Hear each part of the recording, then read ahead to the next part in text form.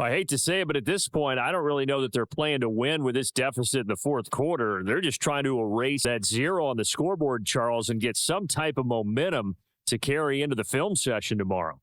If you get any type of points on the board, it'll count as a moral victory, although no one will talk about that in the post-game press conference. That's not something you mention in the NFL. And this loss, it already stings and will for a while, but everyone on that offense knows it'll sting a lot worse if they don't put some points up on the board. This is just an exercise in futility. Do you even bother running a play here offensively? I wouldn't, because going to erase what's happened during the game. They're led out by a guy who learned from one of the great ones in his first few years in Tom Brady, Jimmy Garoppolo. When you're a backup to one of the all-time great players, if you don't spend time picking that guy's brain or just watching and observing how he does things to increase your game, then you've wasted that time. I don't think Jimmy Garoppolo is that type of a player. I think those lessons learned have a chance to transmit themselves very well. Tyrann Mathieu has a cornerback's build with safety skills. The Honey Badger knows where the football is. So the folks here in the stands this afternoon, they're happy about that one. Their guys get the early advantage after the opening drive field goal. And they should be happy. Their guys look good getting down the field, and that's got to give them hope that good things here today. They'll be led out by their veteran quarterback out of Oklahoma State, Brandon Weeden. A former first-round draft choice, a career has not gone exactly as planned, but because of his ability to throw the football, he's usually in demand. Barkevious Mingo is one of those versatile outside linebackers who can rush the passer as a defensive end, drop into coverage.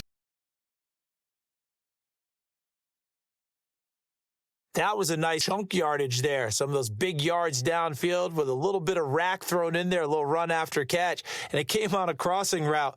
I could just hear one of my friends who won 4 Super Bowls as a quarterback always said the same thing.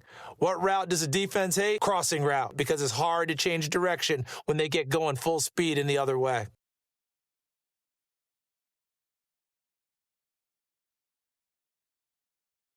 One thing I know, defensive coaches love it when they don't have to invite their players to the party. This strong safety, you never have to ask him twice to help in run support. He's going to arrive and in a bad mood. And last time this unit was out here, costly turnover, and then that turned into 6 points.